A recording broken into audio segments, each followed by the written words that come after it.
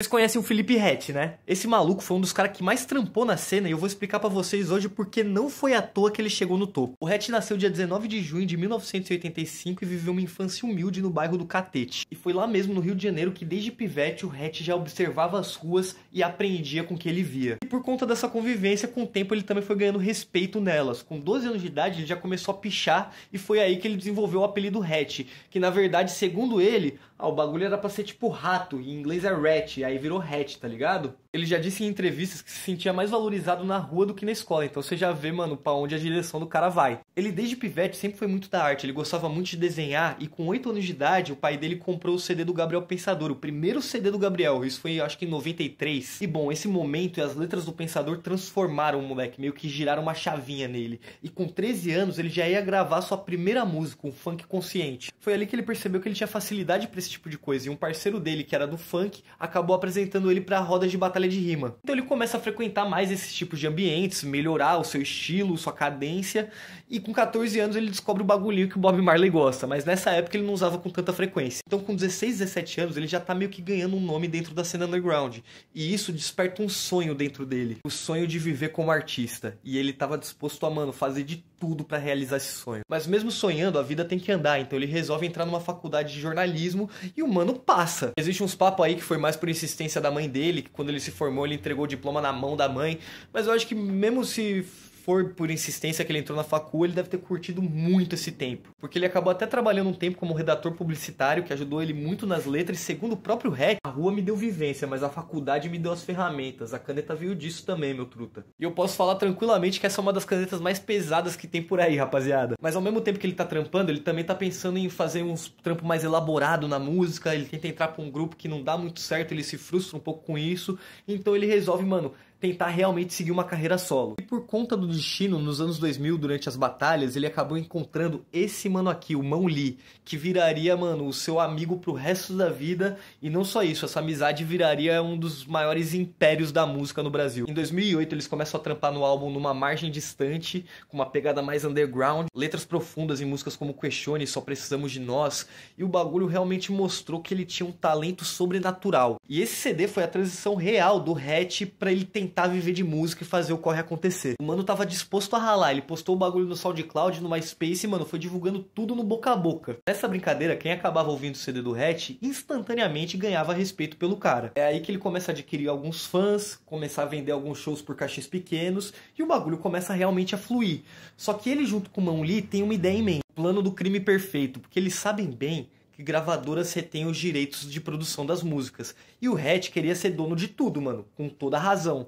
Então ele e o Mão Lee, que já estavam acostumados a lançar artistas independentes, resolveram abrir uma produtora própria, e o nome dessa produtora é Tudo Bom. A ideia era bem simples, criar um espaço onde artistas podiam colaborar com voz ativa. E o mais louco é ver a proporção que isso tudo tomou, porque o Ret foi pioneiro nessa parada, e eu acho que sem ele não existiria a 30 para 1 e um monte de gravadora independente. Então em dezembro de 2012, o Felipe Ret ia deixar pra sempre seu marco na história do hip hop. Junto com o Mão Lee, ele lançou Vivaz, um dos melhores CDs de hip hop do mundo inteiro, e o mais impressionante de tudo isso é que sem o apoio de uma gravadora gigante, os caras fez muito número. Neurótico de Guerra, inclusive, se não me engano, foi a primeira música dele a pegar 1 milhão de views. E a partir daí não demorou muito tempo pro cara tá tocando no Disco Voador, uma das casas mais prestigiadas do Rio de Janeiro. Ali ele virou um dos maiores e mais respeitados artistas do underground. E o cara tava só começando. O bagulho pareceu que foi do dia pra noite, mas muito pelo contrário. O cara passou anos planejando, estrategizando por esse momento. Foram noites atrás de noites, filosofando sobre cada detalhe, sobre cada música, sobre o que ele ia falar, sobre o que já tinham falado antes dele.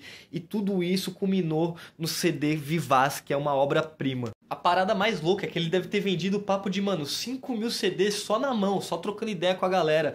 E isso foi gerando uma hype muito grande pra ele. Porque, tipo assim, quem pegava o CD e escutava, avisava pra galera e a galera ia online e escutava de graça. Tanto que hoje o CD conta com 340 milhões de streams. Então ele foi expandindo sua fanbase cada vez mais, fazendo vários feats, até finalmente chegar 2016 e ele resolveu lançar Revel. Ali ele mostrou um forte amadurecimento nas letras e não só isso, ele se posicionou como um artista que estava pronto pra migrar pro mainstream.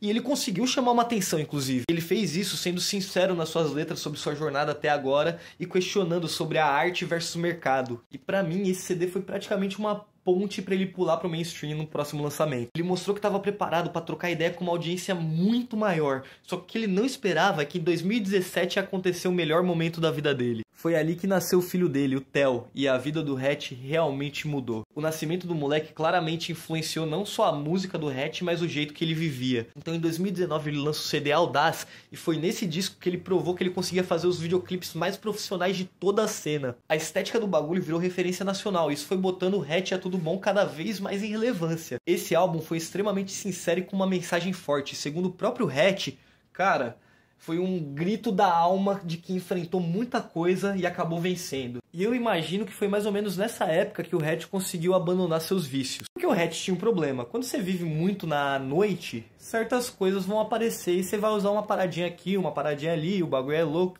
E é normal, mano. Por mais que ele tenha sido muito aberto sobre o seu uso de substâncias, ele não menciona muito datas. Só que ele fala dessa época, da época que ele tava agindo fora do seu propósito. E realmente, mano, parece que quando ele resolveu parar de vez, que foi mais ou menos em 2019, 2018, depois do nascimento do filho, você vê que a música dele amadureceu muito e que realmente ele só evoluiu. A gente vê um cara mais centrado e mais focado na sua espiritualidade. Não só isso, também focado na sua missão de fazer música. Inclusive, quem lembra de 2020, quando o filho do Bolsonaro se comparou com o Hatch e o Hatch esculachou o moleque, mano. E bom, brincadeiras à parte, parece que tudo que ele tinha passado até então deu certo, porque em 2021 ele lançou Imaterial. E, meus amigos, que lançamento foi esse? Foi ali que ele realmente furou a bolha do rap e virou artista pra todos, saca? Tipo assim, desde a quebrada até o bairro mais nobre. O bagulho, mano, qualquer um podia escutar Felipe Ret, que é achado, mano, foda. O bagulho pegou mais de 30 milhões de streams em 10 dias e a fé dele compensou demais.